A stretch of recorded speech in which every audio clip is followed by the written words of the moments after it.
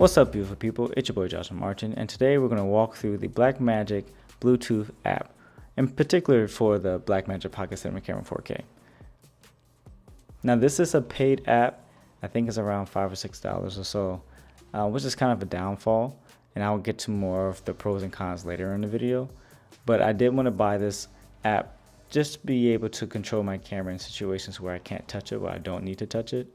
But this is going to be pretty simple. We're going to walk through the entire app, and I will show you each option and kind of talk through things, and then final thoughts at the end. So let's jump right into it. Now, once you download the app, the first page you're going to see is the connecting page. And so you want to head over to your camera, in this case the Blackmagic, head over to your menu, and then go to setup and go to the last page, the fourth page. Now, if you do not have Bluetooth enabled, you want to switch that on. Now you want to bounce back over to the app and tap on your camera, and then it's going to ask you to pair. You just pair in whatever number that gives you, and boom, you're connected. So the first page that you're greeted with is the white balance, tint, presets, autofocus, and then of course your record and your slate, which is kind of a constant throughout the entire app. As you can see here, it's pretty responsive, almost one-to-one, I would say. It's pretty responsive, and so you have your normal settings. I wish there was an option to customize how you want your pages. That would make more sense to me, how you use it. Or give like a user's manual page or user page for us to add exactly what we tend to use on our camera. I think that would be a more viable option, wouldn't you say? But yeah, I'm gonna kind of want to run through these: tint, and then your presets and your auto white balance, and so on and so forth. And then I'm gonna tap over here to the slate. Now this is probably the better use for the slate. I found out it was kind of just weird to have it on the back of the camera, as well as it was too small for my phone, but having it on the iPad and this larger real estate makes a lot more sense to me in my case. But I still haven't found I still haven't utilized this feature on the camera, but I like that it's there, you know? At the bottom you have your card options, and so if you have an SD, an SSD, or CFast card, you will see it at the bottom here. And then on the far left, you have your record button. Once again, very responsive. The second page, you have your frame rate, iris, shutter speed, as well as ISO.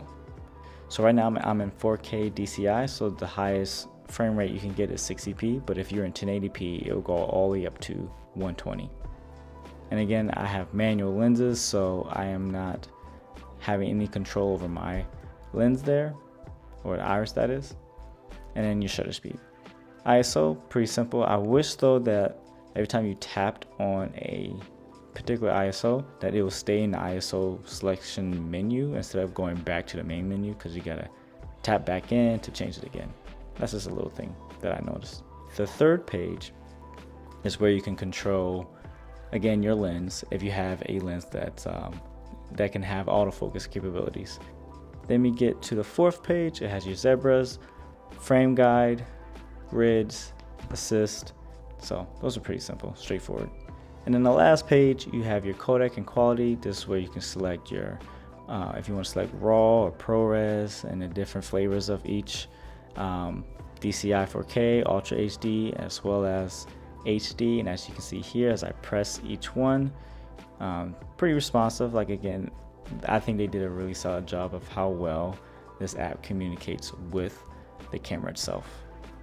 And that's just about it. So I just want to give my final thoughts.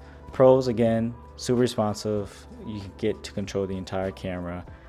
But then again, I wish there was a customizable page where I can build in exactly the settings that I use the most. So that can be just my first page that I see, so that I have to kind of scroll through all of them.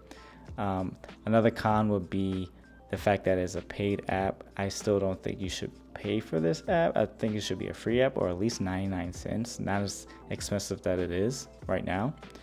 And lastly, the biggest thing that stands out to me is the fact that this doesn't have a live view option through the app. I remember when I had my GH5, and Panasonic had a free app that allowed you to see what the camera was seeing. It wasn't the greatest, it was pretty laggy, but it was worth using when I needed it in a pinch. This doesn't have it at all, but I think since this, one, is a very expensive app, and two, I think they already built a pretty solid foundation of how well this responds to it. So Blackmagic, if you're hearing this, you should definitely have a live view option in the update. I think I think that would be a great thing to have for those who buy this app, because it's not cheap. But until then, y'all, like, comment, subscribe. If you got any questions, let me know in the comments below, and check out the links in the description. But until then, I'll catch you guys on the next one. Peace.